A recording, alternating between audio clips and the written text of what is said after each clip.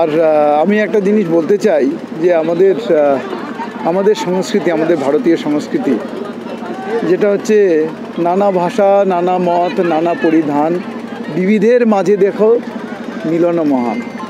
আমাদের দেশে কত রকমের কালচার, কত রকমের সংস্কৃতি। আজকে দেখুন আমাদের উত্তরবঙ্গের এই ডুয়ার্সে, আমাদের এই পশ্চিমবঙ্গের এই জায়গায় কত রকম ভাষাভাষী মানুষ আছে, কত রকম জাতির মানুষ আছে, ধর্মের মানুষ আছে।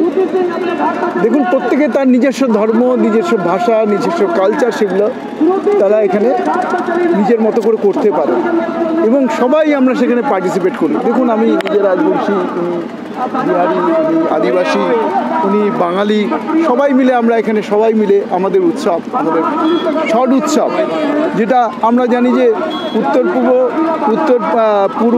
উত্তরপ্রদেশ, বিহার, ঝাড়খণ্ড এখানেই বেশি আছে, কিন্তু আজকে পশ্চিমবঙ্গের এই ডুয়ার্সে দেখুন তো আমরা কীভাবে সবাই মিলে করছি। তাই এখানে এসে সেটাই আমার বারবার মনে হচ্ছে যে আমরা সত্যি বিবিধের মাঝে দেখো মিলন মহান।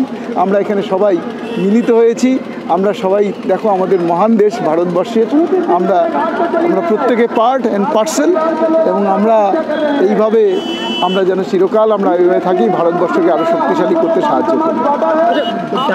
দেখুন আজকে পূজাটা কি ছট পূজা, যেখানে কাকে পূজা করা হয় সেখানে আমরা ছট মাইয়াকে পূজা করি, যিনি ছট মাইয়া এবং সূর্যদেবকে পূজা করি, যারা কি প্রকৃতির, আমরা এটার মাধ্যমে আমরা প্রকৃতিকে পূজা করছি।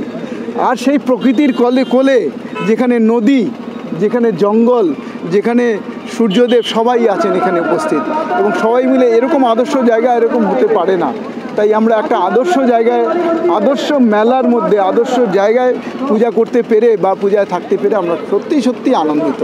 আজকে কিন্তু পাশাপাশি একটা ব্যতিক্রমী অনুভব যে এই উৎসব কিন্তু রাজনৈতিক রং ভুলে আজকে কিন্তু শাসক বিরোধী দুই দলের কিন্তু নেতৃত্বের এক জায়গায় মিলিয়েছে।